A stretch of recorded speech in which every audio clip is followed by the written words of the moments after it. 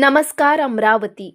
अंजनगाव सुर्जी तालुक्यातील सातपुड्याच्या पायथ्याशी वसलेल्या चिंचोना हिरकुंड रोडवरील बुद्धवनात भव्य दिव्य बुद्धवन महोत्सव अत्यंत उत्साहात आणि धम्ममय वातावरणात साजरा करण्यात आला। बोधिसत्व चॅरिटेबल ट्रस्ट निमखेड बाजार यांच्या वतीने आयोजित या महोत्सवात 4 फूट उंच बुद्ध मूर्तीची विधिवत आणि भावपूर्ण प्रतिष्ठापना करण्यात आली। शांत, पावन आणि आध्यात्मिक वातावरणात संपूर्ण परिसर धम्ममय झाला होता। या महोत्सवाचे प्रमुख आकर्षण ठरले जागतिक शांतता पुरस्कार प्राप्त पूजनीय भदंत करुणानंद महाथेरो यांची प्रेरणादायी धम्मदेशना। मुलांच्या शिक्षणासोबतच त्यांच्या संस्कृत आचार विचारांवरही तितकाच भर देणं आवश्यक आहे, असा मोलाचा संदेश करुणानंद भंते यांनी आपल्या मधुर वाणीतून दिला। कार्यक्रमाच्या अध्यक्षस्थानी ज्येष्ठ आंबेडकरी विचारवंत भाऊराव वानखडे होते, तर उद्घाटन शरद चौरपगार यांच्या हस्ते झाले। यावेळी दर्यापूर मतदारसंघाचे आमदार गजानन लवटे यांच्यासह विविध क्षेत्रातील मान्यवर मोठ्या संख्येने उपस्थित होते। रात्री महाराष्ट्रातील सुप्रसिद्ध प्रबोधनकार राम बिडकर यांनी मी आंबेडकर बोलतोय हा डॉक्टर बाबासाहेब आंबेडकरांच्या जीवनावर आधारित प्रभावी एकपात्री प्रयोग सादर केला। या सादरीकरणाने उपस्थित प्रेक्षक अक्षरशः मंत्रमुग्ध झाले। यानंतर रात्री उशिरापर्यंत विशेष धम्म चर्चेचे आयोजन करण्यात आले होते। या चर्चासत्राचे अध्यक्षस्थान भंते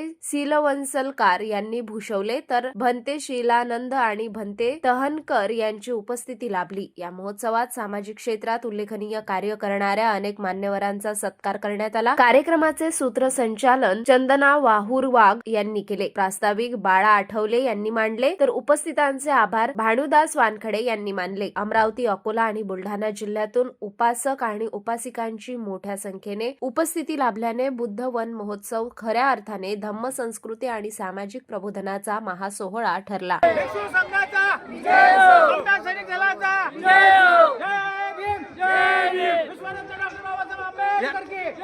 आणि आपण डॉक्टर बाबासाहेब आंबेडकर आणि गौतम बुद्ध यांच्या विचारावर चालत आहात, तर या ठिकाणी आपण काय सांगा? इथे येऊन मला अतिव आनंद झाला।